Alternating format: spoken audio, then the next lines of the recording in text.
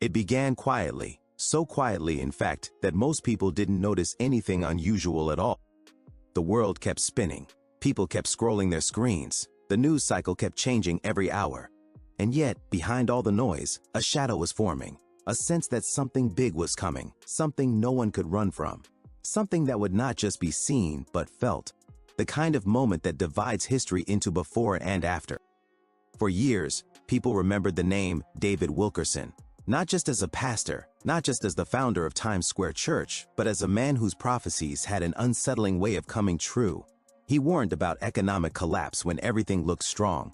He warned about violence in the streets when cities looked peaceful. He spoke of spiritual deception long before the world understood the word influencer. Some called him a prophet. Others called him dramatic. Many ignored him. But now, his son has broken his silence. And what he revealed has left people trembling. Not because it predicts something vague or distant, but because the year named is 2026, not far away, not theoretical, but close enough to a son's confession. It didn't happen on stage, it didn't happen in a book, it didn't happen in a dramatic sermon. It happened in a private recording, one that was never meant to become public. A quiet conversation, a moment of transparency, a voice almost reluctant to speak. His son said, "My father knew something about 2026. He wrote it down, but he didn't want to release it while he was alive." The room fell silent, because everyone knew David Wilkerson didn't just speak, he warned. And he did not warn lightly. The journal. After David Wilkerson passed away, some of his writings were released. Letters, sermons, reflection. But not everything. There were sealed entries, locked, hidden, marked with dates and future events, events that he believed would shake the world. His son admitted that there were pages the family was afraid to share, not because they were unbelievable, but because they were too believable. He said, "My father believed there would be a worldwide shaking unlike anything mankind has seen, and he believed the countdown would begin around 2026. He didn't say disaster, he didn't say judgment, he didn't say end of the world. He said shake, a word that sounds simple until you start thinking about what it really means. A shaking can be economic, political, environmental, spiritual, personal, global, or all of them at once. Why 2026? This is the question that has stunned people. Why not 2020? Why not 2030? Why 2026 exactly?" His son explained, "My father believed that the world would enter a period of deep deception, confusion, and division. And he believed that this would climax in 2026, when nations would be forced to choose who they truly are and what they truly serve. This is not about one country, not one leader, not one religion. This is about the entire world facing its own reflection. The prophecy that was hidden." People always wondered why David Wilkerson didn't release all his prophetic writings. Was he afraid? Was he unsure? Was he mistaken? His son answered that too. He didn't want to cause panic. He said people needed to be spiritually prepared, not just emotionally shaken. This is what makes the message different. This is not a prophecy meant to scare.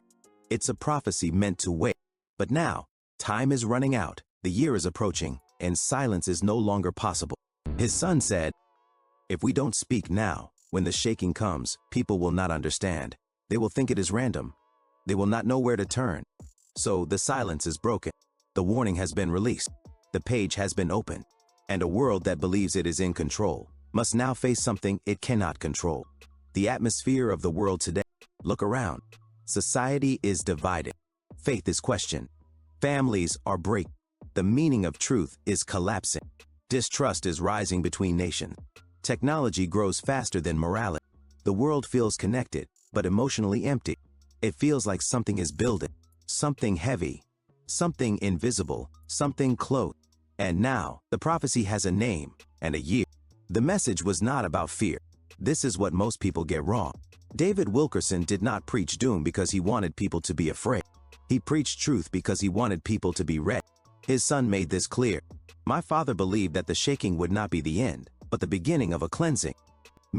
2026 is not destruction. It is exposure, revelation, reordering, a mirror held to humanity. The powerful will be humbled. The corrupt will be revealed.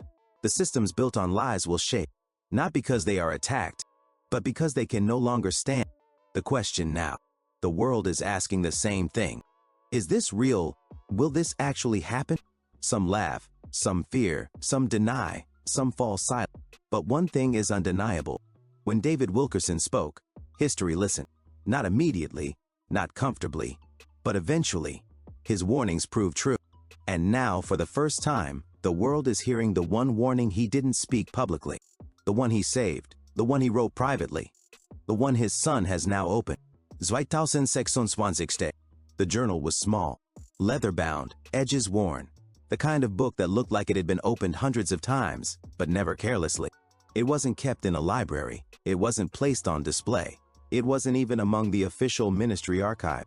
It was found inside a locked drawer in his personal study, still exactly where he left it, not hidden, but not accessible either. His son described the moment he opened it, not with excitement, with hesitation. He said, "I felt like I was opening something sacred, something I didn't earn the right to read." The first pages were familiar, scriptures, reflections, prayers. But then, somewhere in the middle, there was a page marked not with words, but with a red thread. A single piece of thread, hand-tied, with a knot. As if David Wilkerson wanted whoever found it to stop here, to not read casually, to understand the weight. When his son lifted the thread, the page below didn't look like the others. The handwriting was heavy. The ink was darker. The lines were written slowly, as if he had to steady his hand while writing them. At the top of the page, only one phrase: "The shaking will begin when there is peace without peace." At first glance, the words make no sense. Peace without peace. His son didn't understand it either. Not at first. But then, as the years passed, the meaning became painfully clear. The illusion of calm. The world has a strange problem right now. On the surface, everything looks fine. We have technology, we have entertainment, we have convenience, we have connection. People smile in public, people laugh in videos, people post photos to prove they are happy. But inside, anxiety, fear, numbness, isolation. The world is not at war, yet every heart feels like a battlefield. There is peace without peace, and that's when the shaking begins. Not when nations explode, but when souls collapse silently. A global weariness. David Wilkerson wrote, "Before the shaking, there will be a tiredness across the world. Not physical tiredness, but spiritual exhaustion. People will feel full, yet empty, connected, yet alone." Does that sound familiar today? People are entertained constantly, yet bored with life. People have more access to knowledge, yet feel more confused. People are surrounded by others, yet feel deeply unseen. This was the first sign. And his son said, "This sign has already happened. The world is tired, not because it worked too hard, but because it lost its meaning." The second sign, the rise of false light. On the next page, Wilkerson wrote, "There will come a time when darkness will no longer appear dark, because it will disguise itself as light, not evil that looks evil, but evil that looks good, righteous, healing, liberating."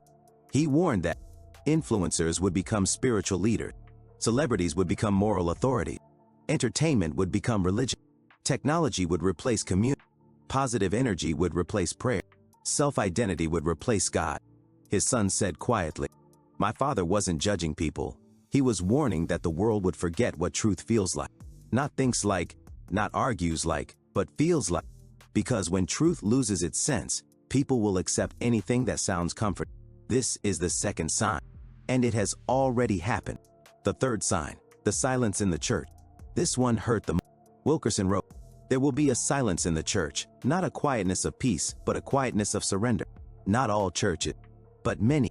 He said there would come a time when churches would avoid talking about sin. Truth would be softened to avoid offending. Messages would become motivational instead of transformational. Worship would become performance. Leaders would become brands. The gospel would become a product. His son said, "This is why my father didn't want to release this publicly. He knew people would say he was attacking the church, but he wasn't attacking, he was mourning. Because the shaking would not come from the outside world first. It would begin inside the church." This is the third sign. And yes, it has already happened. So what happens in 2026? Here is where the prophecy becomes clear. The shaking is not one event, not one disaster, not one moment. It is a reveal, a great unveiling. Wilkerson believed 2026 will be the year when masks fall, truths surface, and what has been hidden in darkness will be brought to light. This is not destruction. This is exposure. The year where secret corruption becomes visible. Hidden agendas are revealed. Deception collapses. Institutions lose trust. Leaders are forced to answer. People finally see what has been controlling them. Not because judgment falls, but because truth rises. Until now, we have seen the sign. Peace that is not peace. Darkness appearing as light. The silence of the church. But prophecy does not warn without pointing to something specific. David Wilkerson believed there would be a trigger, a moment that would signal the shaking has begun. This moment is not what most people expect.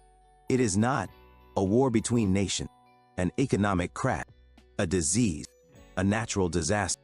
Those may come later, but the trigger is something more subtle and more dangerous. The trigger, a false unity. Wilkerson wrote, "The shaking begins when the world celebrates unity without truth. They will say, we are finally one, but the foundation will be built on sand. Unity sounds good. Peace sounds beautiful. Harmony sounds holy." But Wilkerson warned, there will come a time when the world will unite for the wrong reason. Not unity under God, not unity for truth, but unity for comfort. His son explained, "My father believed there would be a global agreement, something that feels like the whole world finally calming down and cooperating, but it will not be real peace. It will be peace without foundation, peace without repentance, peace without truth, peace without God, peace without peace. And when the world breathes out in relief, that is when the shaking begins. The most dangerous deception is the one that feels good." Wilkerson's warning was not about fear. It was about discernment. He said the greatest danger in the end times would not be violence, but comfort. Not chaos, but ease. Not darkness, but a soft, warm, convincing imitation of light. He wrote, "When people say, 'I finally feel free,' but they are further from truth than ever, this is when the shaking must come. Because without shaking, people would sleep through their own spiritual death." The son's revelation. Now we reach the moment that changed everything. His son said, "My father wrote that 2026 would be the year when the false light reaches its peak, when people will choose what feels good over what is true. And when they do, the foundation of society will crack from the inside out. This is not a punishment. It is a collapse of illusion. A collapse that must happen. Because truth cannot grow where lies keep the soil hard." The division of heart. Wilkerson believed that in 2026, the world would split. Not physically, not geographically, but spiritually. He wrote, "There will be no middle. The gray will disappear. People will choose light or shadow. Those who hunger for truth will find it. Those who cling to comfort will tighten their grip." This is what the shaking does. It forces a choice, not between religion and atheism, not between church and the world, but between truth versus illusion, humility versus self-worship, surrender versus control. The shaking is not God choosing. It is every soul choosing. Why 2026? Here is where his son reveals something startling. "My father believed that God would give the world time, decades, to run its course, to try building life without him, to see whether man can become his own shepherd. He believed that time would run out around 2026, not the end of the world, the end of pretend, the end of the illusion that humans can save themselves. Technology can replace connection. Happiness can be bought. Purpose can be self-created. Truth is whatever we choose it to be. 2026 is the point where the mask cannot stay on anymore." The son's fear. When asked why he waited so long to speak, his son didn't talk